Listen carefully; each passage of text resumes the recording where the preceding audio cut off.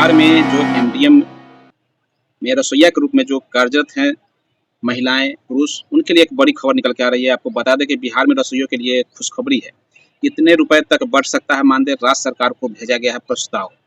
तो आपको बता दें कि आगामी पीएम पोषण के प्रोग्राम अप्रूव्ड बोर्ड में मानदेय 1000 से 3000 बढ़ाने पर होगी चर्चा।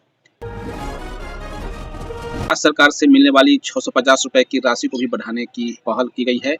तो ये एक बिहार से जुड़ी हुई बड़ी खबर है। बिहार के मध्याह्न भोजन बनाने वाले रसोइया से जुड़ी है एक अच्छी खबर है। अगर आगामी पीएम पोषण के प्रोग्राम अप्रूव्ड बोर्ड के मानदेय पर बात बनी तो राज्य भर के सभी रसोइयों का मानदेय 1000 से बढ़कर 3000 हो जाएगा।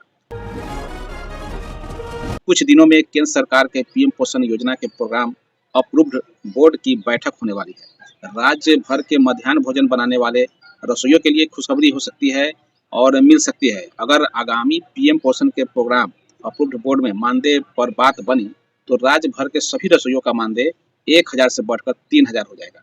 गुरुवार को भागलपुर पहुंचे प्राथमिक शिक्षा सह पीएम पोषण मध्याह्न भोजन निदेशक मिथिलेश मिश्र ने बताया कि बिहार राज्य के स्कूलों में कार्यरत मध्याह्न भोजन के रसोइयों के मानदेय बढ़ाने को लेकर के प्रस्ताव भेजा गया है।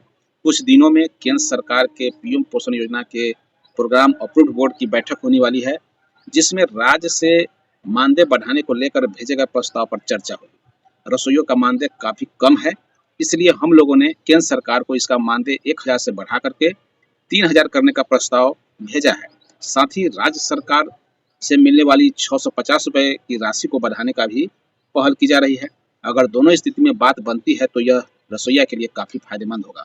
आपको बता दें कि मानदेय बढ़ाने को लेकर के बिहार राज्य रसोइया संघ द्वारा कई बार बड़े पैमाने पर हड़ताल भी किया जा चुका है।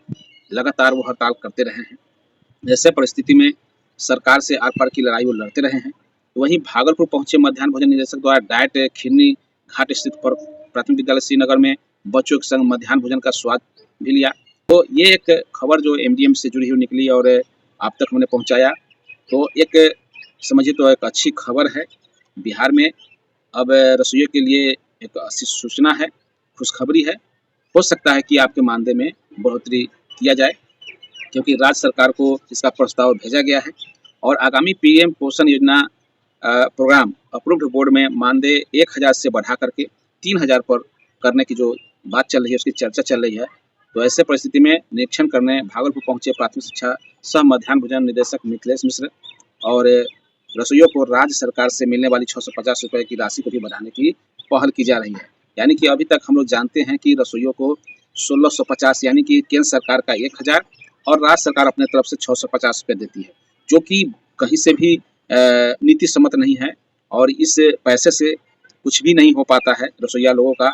रसोइया अगर देखा जाए तो पूरे दिन स्कूलों में काम करती हैं, बच्चों की सेवा करती हैं, बच्चों के लिए खाना पीना जो बनता है या फिर उसकी साफ सफाई है, उन सब के लिए वो अच्छे से काम करती हैं, लेकिन उसके हिसाब से उन्हें जो राशि मिलनी चाहिए, जो मेहनताना मिलना चाहिए, वो नहीं मिल पाता है। और राज्य सरकार और केंद्र सरकार डबल इंजन की सरकार है। दोनों सरकार मिल करके के जो रसोइया है उसको ठगने का काम कर रहे हैं लगातार। ऐसे परिस्थिति में राज्य सरकार की ओर से और केंद्र सरकार की ओर से इसकी राशि का वृद्धि किया जाना चाहिए, जबकि सभी जानते हैं केंद्र सरकार भी कहती है कि न्यूनतम वेतन किसी को 18,000 देना है। तो ऐसे परिस्थिति में न्यूनतम वेतन तो उन्हें मिलना ही चाहिए। अगर उतना नहीं दे सकते हैं तो कम से कम 10,000 रुपये तो जैसे भी रसोइया को मिलना चाहिए। ऐसे नहीं तो उनका घर चलना बहुत ही मुश्किल है।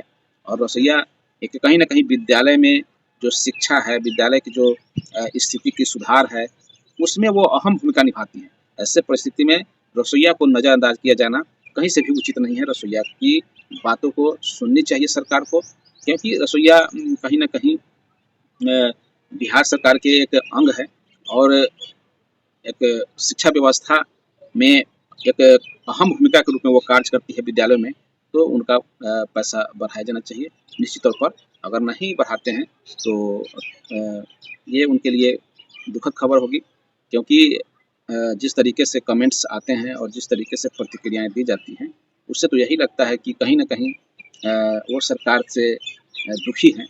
डबल इंजन की सरकार है, होने के बावजूद भी अगर रसोइया को उनका हक नहीं मिल पाता है, तो ये एक चिंतनशील और चिंतनीय विषय है। तो फिलहाल इस वीडियो में इतना ही। वीडियो कैसा लगा वीडियो पर कमेंट जरूर कीजिएगा, वीडियो को शेयर कीजिएगा। साथ ही साथ वीडियो देखने के क्रम में अगर आपको लगता है कि आपकी आवाज़ हम उठा रहे हैं तो चैनल को सब्सक्राइब कर लीजिएगा, क्योंकि आप लोगों की आवाज़ हम कोशिश करते हैं कि सरकारों तक पहुँचे। तो आप लोगों से आग्रह होगा कि चैनल को सब्सक्राइब जरूर कर लीजिए और वीडियो को ज़्यादा से ज़्यादा शेयर कीजिए। धन्यवाद। जय हिंद, जय भारत।